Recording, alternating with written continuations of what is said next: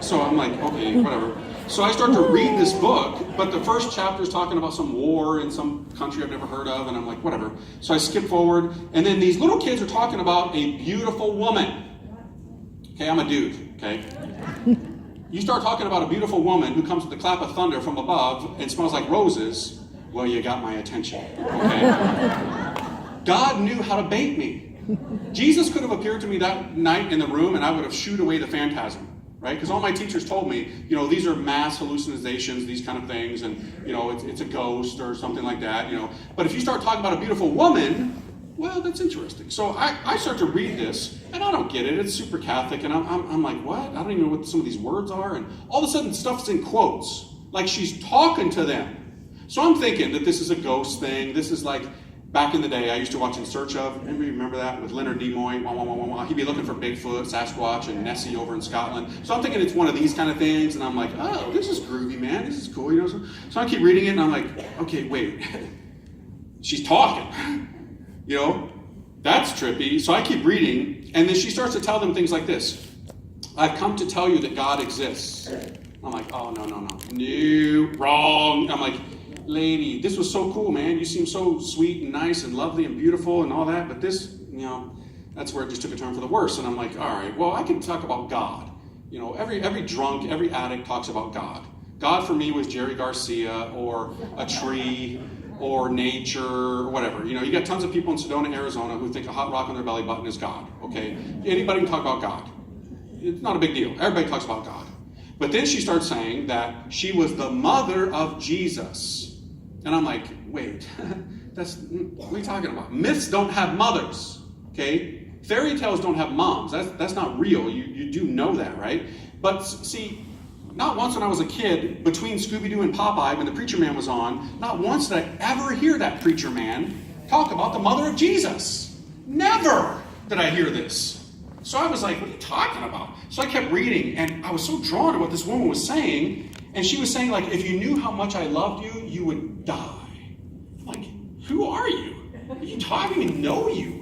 And the kids were so enraptured by her beauty that they would cry. And they said she was so beautiful that she would make them cry. And they asked her, how are you so beautiful? And her response was, because I love. And I was like, I'm a love machine, and I don't smell like roses. You know what I mean? What gives? I don't understand love. I love people like you love an ice cream cone. Take a few licks, on to the next flavor, what kind of love are you talking about here? You love me. I don't even know you. I don't even know if this is real. But I couldn't put the book down. I read the whole book in one night. Rocked my world. I had never heard anything like this. I didn't understand a lot of it, but I closed the book, never went to sleep. My mom is a duplex. She's waking up. She comes down the stairs. I meet her halfway, and I'm standing there, freak as I am. You could have got a contact high if you stood close enough to me. You don't even know. So I greet her in the morning at the bottom of the stairs, and I said, Mom. Oh, I couldn't even say it. Couldn't even get this out of my mouth. She's looking at me half awake. She's like, what? And I said, Mom, I got to talk. Oh, man. Couldn't do it. So she's frustrated. She's like, what are you trying to tell me? And I said, Mom, I got to talk to a Catholic priest. You know what she said? We laugh about it to this day. She looks right at me and she goes, yeah, right. And then I showed her the book that I had just consumed that was her book. And I said, what the heck is this? This Medjugorje stuff. I'm like, what is going on, Mom? Mom, I'm tripping. Who is this lady? She didn't say a thing. She ran right to the phone. All I heard, like 6 o'clock in the morning was my mom punch in digits and talk to some dude, and it went like this, because I was right there next to her. She goes, yes, Father, it's Lachita. Yeah, Father, I know, I'm sorry, it's early, I know. I need to bring over my son. No, not 9. Father, please, right?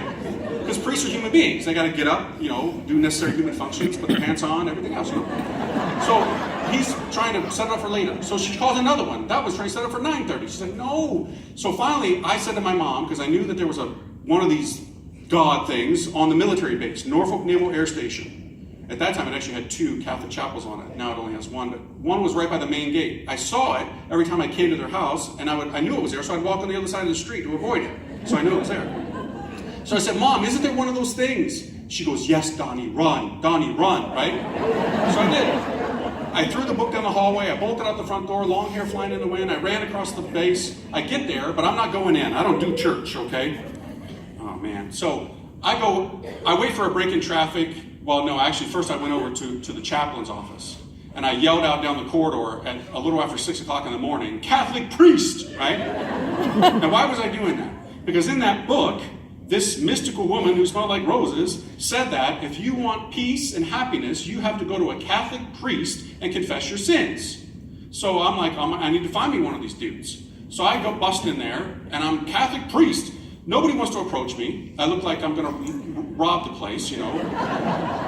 Finally, somebody comes over and they're like, who are you? I'm like, dude, don't worry about it, give me a priest. He goes and gets some other dude who comes over. They're both in white Navy uniforms on. I don't know what a Catholic priest is supposed to look like, but in my mind, I'm thinking Moses, you know. I want some heavenly thing to happen. And he comes over with a little cup of coffee and he's like, hi, I'm Father John. I'm like, whatever. He goes, look, I said, do you do God stuff, dude? And he's like, well, yeah. And I'm like, great, get it out. And he's like, what are you talking about? I'm like, dude, I don't know, man. I'm freaking out, dude. You got to help me. I got to do this confession thing, man. And he's like, oh, okay, come on. So we go to his little cubicle, and he was scared. He moved his chair like halfway out in the hallway in case he had to make a quick exit, you know? I was a sight to see. So I put my head down, was so ashamed, and I start telling him what I think are sins. I'm not even sure what a sin is. So I start telling him filthy, disgusting things, and I don't hear anything back. So at one point I look up, and his jaw was like this. He was like, you did what? And I was like, oh yeah, dude. I'm like, that was when I was 13. I'm gonna bring you up. And he's like, hold on.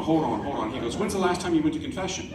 And I'm like, oh, I don't know. And he goes, the sacrament of reconciliation, was it been a month, a year, many years? I'm like, dude, I don't know what you're talking about. He goes, well, you're a Catholic, right? And I'm like, oh, heck no. And he got a little upset. He was like, well, hold on a minute. We can't do this. You have to be a Catholic. This is a sacrament. I'm like, dude, I don't know. All I know is that woman in the book told me I got to do. He's like, what woman? I said, I don't know, dude. I think her name's Mary, and she's like the mother of Jesus. Yeah, that's trippy, huh? And he's like, okay. He's looking at me like, what planet have you come from? And he goes, look, kid, I got to go celebrate Mass. Now, I'm not a Catholic. That dude just told me that he's going to go basically be really happy about neutrons and protons, and he's going to celebrate Mass. Yay! We're going to celebrate air. Yay! Happy air. You know, I don't know what celebrate Mass is, right? So I'm a deer in headlights to this dude. I'm like, what? And he's like, okay, you don't even know what that is? And I'm like, dude. So he goes, okay, do you know where the chapel is? I said, yeah, I saw it. He goes, look, go over there. I'll be in a little bit. Afterwards, we'll meet back here. So I said, really? I can go in? He goes, yeah. He goes, but do me a favor. When you go in, sit in the back. Understood, okay? So I go over there. I wait for a break in traffic. I go in. The door slams behind me. The church was not as wide as this. It was half as wide as this, but about as long. I come in a door that was like right over here. Guess who was in the church? Nobody else, but right in that front pew, 5 Filipino women. Okay? I am dead meat. I am toast, man. One took down my whole family, okay? You couldn't get me to the back fast enough. I went straight to the back. I got down. I'm like, oh my gosh, I can't believe I'm in a church. This is insane. I made sure nobody else was in there, and they weren't. They started this weird incantation to some mystical ship hanging from the ceiling. It's a naval chapel, right? So this leader, because there's always a woman who's self-appointed matriarch in Filipino culture, she tells her little group what they got to do, you know. Nobody assigned her to that, but she just steps up. You got to do, right?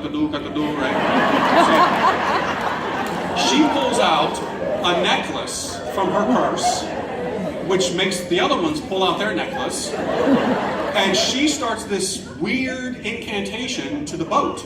That's what I'm getting. I don't know what's going on here. And all white boy in the back heard was this. Okay, once again, no offense to Filipinos, I love you. But this is what white boy in the back heard. Hail Mary, hail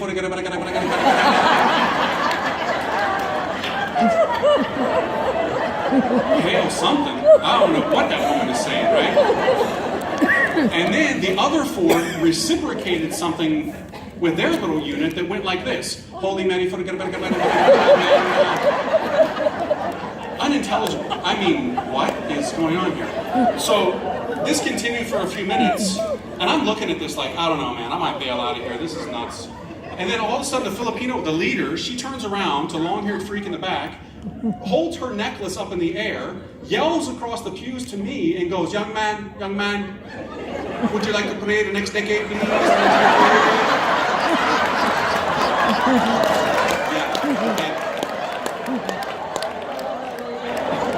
It is true, I am not educated, I dropped out of high school, but I'm not dumb. Decade means 10 years. Right? Yeah. So I'm like, I don't even say anything because I don't know what to say. So she tried to clarify. She goes, it's the second sorrowful mystery, second sorrowful mystery.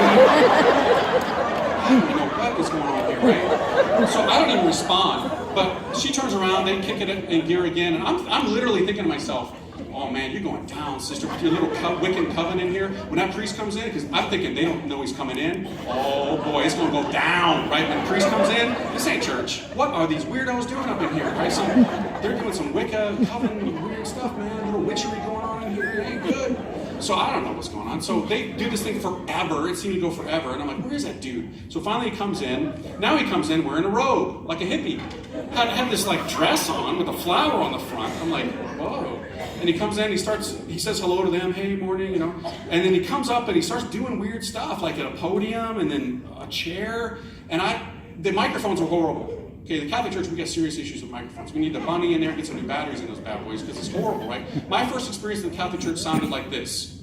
The name, very the Lord me. What is that? Charlie Brown, what's going on there? I couldn't, it was unintelligible. Microphones, horrible. So, but what was weird was whatever he did, they did back. Like, they were making fun of him, or there was like some choreographed thing. Because he would say, the Lord be you, and they would go, fuck like with you. A reading from the Holy God, fuck like. No idea what's going on. But they're all into it. I don't know what's going on. So finally this dude goes over to some table. That's all. I didn't know it was anything more. He bends over. There's a microphone there that worked, thank the Lord. They're on their knees for some reason. I'm just sitting down in the back like, what is going on here? He picks up this little white circle, about that big, and he bends over and he says this. To this day, this is the most bizarre thing I've ever heard come out of the mouth of a man. He bends over and he says this. Take this, all of you, and eat it. This is my body. And then he raises this little white circle and holds it there. That dude just told us that that's his body and we gotta eat it. Okay? I'm in the back thinking, get some help, brother. You a lunatic, Jack? You're an idiot. Dude, what? But they're all into it. They're kneeling there like, yeah, they're just like all into it. I'm like, what is going on in here? And he just stood there. And like somebody came in and pressed pause in the room. He stood there, just stood there. And you know what happened next? I'm not a saint. I don't have visions or locutions or anything like that. But I heard a voice. And it wasn't an LSD flashback. I know what those are like. It spoke to me, but not to my ear. It spoke to me. You know what it said to me? Worship. And then this happened. This is the only way by analogy I can describe to you what happened. I got injected with knowledge. I knew at that moment what that man had in his hands was God. I knew it. I didn't know lingo. Clueless. You could have said to me, Blessed Sacrament, Eucharist, Holy Communion, no idea what those words would be. But I knew that he had God. I knew it. Didn't know how, but I knew it. He put down God, then he picked up a really sweet-looking cup, right? A chalice. I didn't know that. He bends over and he says, take this, all of you, and drink from it. This is my blood. And he holds it up. Same thing. I heard the voice. Worship. Then, knowledge. I knew what that man had in his cup was God. I knew it. I absolutely knew it. Then I saw the most amazing thing to this day I've ever seen. I just heard the most amazing thing. Now I was going to see the most amazing thing. That dude got up, came down, the Filipino women came up, and they met like in the middle there. And I saw that dude hold up a little white circle, God, and I heard him say to each woman, one by one, the body of Christ. What? See, that's what it wasn't that dude's body. Something was so profoundly going on there that it was God. What the voice told me was true. I just heard him say it. And then he came up and he got the cup and he came down and he said, the blood of Christ, and they drank it. I saw this with my own eyes. I saw it. Do you know what happened to me at 1,000,000 miles an hour? I thought I was going to blow up. I was getting so infused with knowledge about what was going on. Do you know why? Because I'd already been here. Just not in the holy version. Do you have any idea how much stuff I literally put on the exact same spot on my tongue? Looking for happiness? When I was tripping on all that LSD, you put it right there. And you want to search for meaning. You want to go where love never fades away. You want to penetrate the barrier of the cosmos to find, why are we here? What's it all about? Jerry, take us there. But he never did, because he can't. But I searched. Oh, I was searching. Do you know how much liquid I consumed in my pursuit of happiness? I was drinking the chalice that the world offers. I was taking communion that the world offers, just not Holy Communion. When I went to all those Dead shows, it was a family, and we shared it. But it never satisfied, ever. And all of a sudden, here I am in a Catholic church, the absolute last place I would have ever thought that I would find meaning in life. This oppressive, woman-hating institution is what I thought it was. Here? You've got to be kidding me. Yeah, here it was. I couldn't believe it. It was just overwhelmed me. Then I saw that dude go up to a little gold box, and he seemed to still have God there. I don't know terminology. He goes up and puts God in a gold box with a little red candle next to it, and then he leaves. And then they hang around for a few, and then they leave. And there I am alone with God in a gold box. I don't know what to do. I'm like, I should not be in here. I do not belong here. So I got out, I walked behind me, I hit the wall, I turned around, there was a curtain. Another sign said confessional. I didn't hear a voice, but I knew immediately what it was. This is where it happens. See, I've gone to hospitals so many times. I'm one of those poor souls that gets kidney stones about every 3 years, and I'm on the floor begging for death or drugs. I forget I'm a Christian when I have a kidney stone. They're so bad for me. Pray for me. I'm about due for one any day now. Kidney stones are rough, and I get them bad, right? I've been to the hospital for emergency surgeries, gallbladder taken out, split my head wide open, surfing gigantic waves in Mexico. I've broken this, shattered this, all that. I've been to so many hospitals, it's ridiculous. Every time I go to a hospital, I go behind a curtain, and that's where the wonder and the miracle of medicine saves my life. This is a church. But this is God's hospital. This is God's rehabilitation center. I just saw something so profound go down for those women that this is the medicine. This is the ultimate milligrams. This is where you get it. The answer to everything. This is where you literally get the blood transfusion that you need. This is where you do get your brain washed in a good way with the truth. It was coming hard and heavy. Oh my gosh.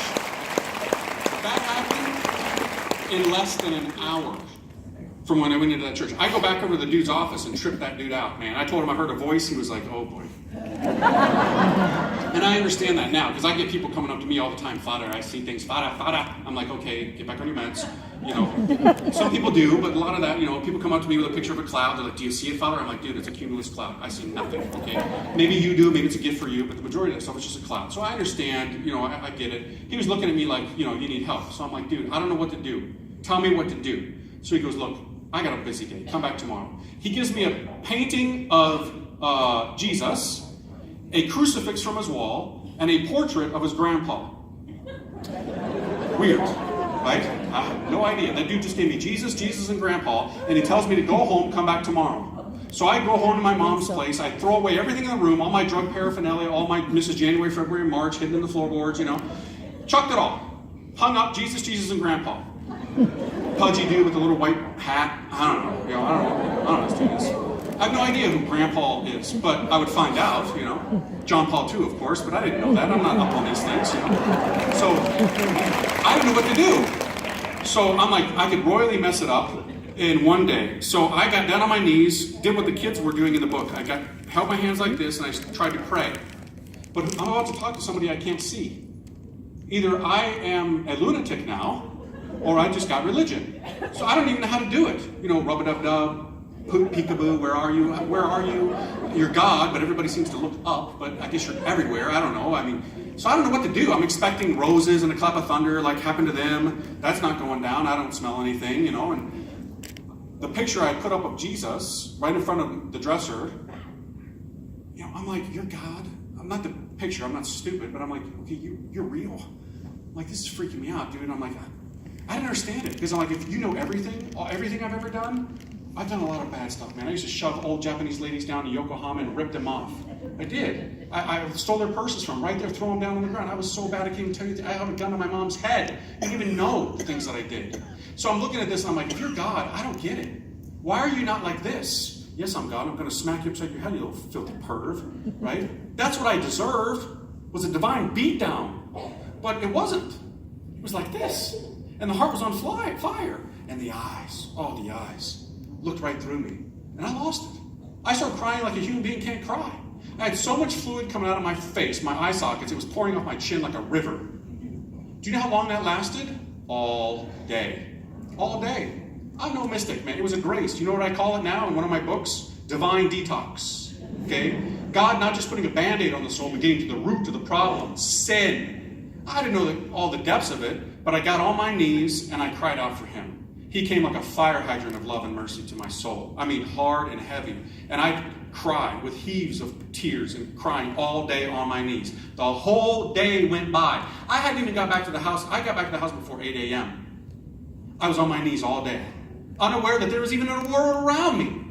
It was divine detox. And then God took me, what I call, into the honeymoon chamber of divine love. And he ravished my soul. Oh, it was unbelievable. It was unbelievable. I get up, the sun's gone down. Crazy. My mom's in the house. She attests to this. She had no idea what was going on behind that door, but she let it happen. She knew I'd gone to a church. She saw me come back with these items, and she just let it happen. So I went into the love seat to go to sleep, to wake up in the morning and talk to that priest again. Guess what happened now? Now, I pray this never happens to you, but you might need it to happen. Or your delinquent child might need it to happen. Or your messed up husband might need it to happen. Guess who came into the room? Satan. Yeah. Yep. See, I didn't believe in that. I wasn't into that. I'm like, boom, to me, Satan, that's something we celebrate every October. We have our kids dress up like witches and goblins and go to the neighbors and get candy. Good times, right? Ooh, Satan, that's stupid. That's another medieval thing from a church. That wasn't part of the deal at church. I didn't know. All of a sudden, there was a creature in the room manifesting itself that wanted me. And I was terrified. I mean, I was so paralyzed with fear, I couldn't even move. If you've ever had sleep paralysis, that's terrifying. Magnify that by like a quadrillion. I was terrified. What could I do? I mean, what am I going to do? Take a punch at the devil? What is this made out of dust? Am I going to take a swing at Lucifer? What is that going to do? Nothing. So you know what I did? From my soul, I heaved a cry, and I threw it into heaven. From my soul, I screamed out, Mary! You know what happened? Satan was annihilated. I mean, obliterated, just gone. The most amazing peace came into that room. It was like I could eat the peace, like I could taste it. I've never had anything like that here again, and I probably won't until heaven, God willing. It was unbelievable. And then I heard a voice. I've never heard it since. I would die to hear that voice again. It was the most pure, feminine, lovely. It was like liquid love trickling over my soul. You know what the voice said to me? To me, not to my ears. It said to me, Donnie, I'm so happy. Nobody calls me Donnie but my mom. Nobody. So who is it? It's not my mom. My mom's in the house somewhere doing whatever. But it is my mom. It's a mom I never knew. By calling me Donnie, this woman is telling me she's my mother. I knew who it was. It was the mother of Jesus Christ. I knew it. That night, I slept like a little baby, safe, secure in his mother's arms, tucked up against her breast. Not even Satan could touch me because I was in the arms of Mary. That woman has power. So I woke up the next morning. I went to the priest and told him all that went down. Oh, boy. He's looking at me like, oh, boy. And I'm like, dude, I know, but I'm telling you, this is real. So I said to him right then and there, I said, dude, I want to become a Catholic. And he goes, no. I'm like, what do you mean, no? I'm thinking he's going to be like, check, save the soul today. Yay, hallelujah. That's how I thought Christianity went down. But he goes, no, you have to enroll in classes. It'll take 6 to 9 months. I'm like, what? 6 to 9 months? Are you kidding me? So I said, fine, dude, sign me up, bro. Sign me, put me down. I'm in. I'm totally in. I fell so in love with Jesus Christ. I cut my hair, which made me lose all my power. Really. I lost all my friends because they thought I was a dork now, right? Because I looked normal. I changed the way I dressed. I took out my earring. I stopped dropping all the 4-letter words. I got a job. Everything for me changed. Radically changed. It was absolutely... All my friends left me. I lost my coolness. Nobody wanted to hang around with me. But that was great because the cords I couldn't cut, Mama Mary just came in and said, yeah, that'll be enough. Clip, clip, clip, clip, clip, all of them. It was amazing. I started praying so much and fasting, which is prayer squared. Fasting is a powerhouse in the spiritual life. It's like a knockout punch, to the enemy when you fast. So I started doing all that. I was so radically in love with Jesus, I would be at the church in the morning before the Filipinos. That is radical behavior for a white boy. Okay? And I was their little project. I had Vi and all these others, they were coming up to me and they're like, oh, you got to pray this, it's called the Stations of the Cross, So I do it, but they never told me to do it once. I do like NASCAR, I just keep doing it, man, right? I'd keep laughing at church, and then I'd get tired, and I'd take a nap in the pew. I'd put my face on the floor before the tabernacle, the presence of God in that golden box. And people thought I'd had a seizure. They'd be like, hey, young man, are you okay? I'm like, yeah. It's awesome, because when you're in love, you do crazy things. Remember when you were young and in love, you hang up, no, you hang up, no, you hang up, right? I couldn't get enough of Jesus. They had to lock the church in the evening, but I would be there looking through the window at the tabernacle saying to him, I'll see you tomorrow. I'll be back tomorrow. I love you. I love you. I can't get enough of you. I'm so in love. And then I'm going to the classes, which was a little tough because the classes, I hate to say it, were lame. It was like, we were in first gear, talking about the basics. I'm like, yo, kick it in gear, yo. We got saints, we got Grandpa on the wall, John Paul II, who's got these amazing teachings, and you guys are stuck in like this little Catholicism. I'm like, let's go. Where's the meat of this? Where's the stuff that the saints died for? And then they would say stuff that was wrong, and I'd be correcting them, and I'm not even a Catholic. And I'm correcting the Catholics who were leading the program. I'm like, this ain't right. I'm like, no, contraception's not right, and Larry and Joe shouldn't be getting married. What the heck's wrong with you people, right? I'm like, what's wrong with you people? And I found out that so many people had been duped and suckered and brainwashed by the culture like I had been, and I'd been there. I could see through the lies, and I was like, this ain't right, so I had to drop out. And I had to get personal instructions from the priest, because going to that class was a nightmare for me, because it was like so bad. So, I didn't know what to do with my life. The Lord gave me everything back. I was healed of so many things. And so I'm praying about what to do. And I'm like, Lord, I'll do whatever you want me to do. Whatever you want me to do. If you want me to marry a Filipina and have 14 kids, I'll give you. We will be one baby cranking out family, okay? And I'll give you some Catholic babies. We will homeschool them kids. I'll make little troopers for you, soldiers, What do you want me to do?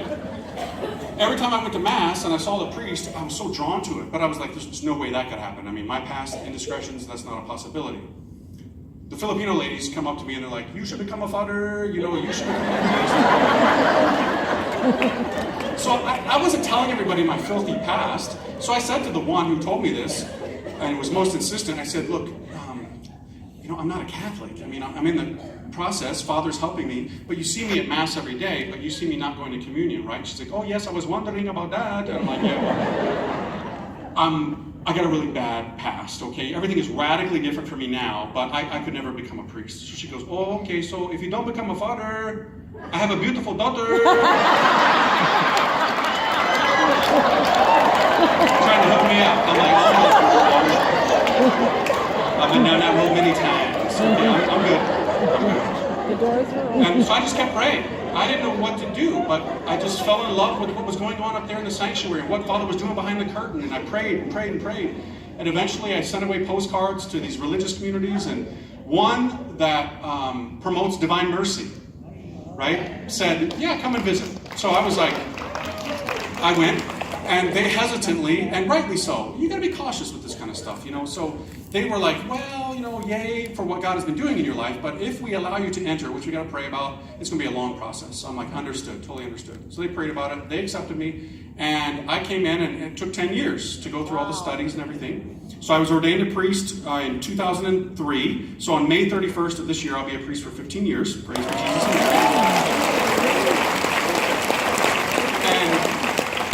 Why? Because I'm special and God loves me more than you? Oh, no. I am not better than you. I am not. I am not. Pray for me. I mean, the honeymoon is over. Just like in marriage, it lasts for a little while. If you got money, it lasts 2 weeks maybe, But after the honeymoon, there's the reality of the sacrifice involved in marriage and the commitment, and everything's going to go south. Gravity gets us all. Everything, eventually you're going to smell the bad breath of your spouse. You're going to see their idiosyncrasies and their weirdness, and you're going to be like, hey, I didn't marry this. Yeah, you did. Okay, and that's where the sacrifice and the love comes in. So like Fulton Sheen says, in marriage there are 3 rings, right? The engagement ring, the wedding ring, and the sofa ring. So that's where I am now. I don't wake up every morning and I'm like, yay, morning prayer, yay. It's tough. It takes sacrifice and commitment. But that's what love is all about. And I know that you're there too. I know that many of you are struggling with very difficult children. I couldn't walk from the elevator to here without half of you telling me about your delinquent children. Because the world is jacked up right now. Your children are jacked up, shacked up, and messed up on so many levels. I know. This is what I do on a daily basis, talking to people. But what I want you to know is don't give up hope. As long as you've got a pulse, you've got hope. God loves your messed up children, your unfaithful husband, more than you do. He knows the pain, the sorrow, the torture of your heart that's going on, has been going on for years. He knows. He's not abandoned you. He's not abandoned you. He loves you. He's panting for all of you. Continue to make the sacrifices. Pray those rosaries. He's going to drain every drop of sacrificial love out of your heart like as though in a bucket. It's going to take time. And he's squeezing your heart. And it hurts. It hurts. But let him do it. Because he wants your cooperation. And in his time, he would take that bucket and he would dump it on your husband and your children. But he wants your cooperation. You've got to trust him in this. You've got to trust him in this. And this is where we find ourselves today, living the spirituality of our times.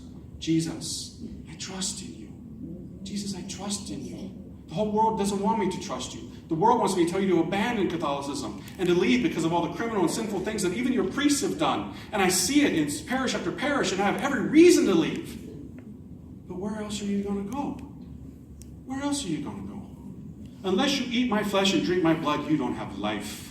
You could go to other churches where the music is much better and the cookies are really good. Dynamic fellowship. But it ain't about any of those things. Oh, they help, they supplement. But it's all about the Eucharist. It's all about confession. It's all about the teaching. Persevere. Keep your prayers going. And pray for us priests. We need it big time, as you know. Especially the 41 guys we have in my community who want to be priests. So that's why I'm doing these. And I'm going to end with this because you guys need to eat lunch, okay? Remember about these, okay? Come with me on a pilgrimage. Tell your messed up husband, honey, want to go to France? Don't give him all the details. Okay? Don't tell him when they get on that bus with me, he's locked in. We're going to be praying the rosary and I'm going to offer confession. And, we've had amazing conversions on these pilgrimages. It's mind-blowing. Mothers send their kids fighting and kicking. But by the end of it, they're like, oh, all priests aren't dorks. Because a lot of young people's example of a priest is that, what does this guy know? Who is he? And they don't have a good understanding or a good example of a priest sometimes.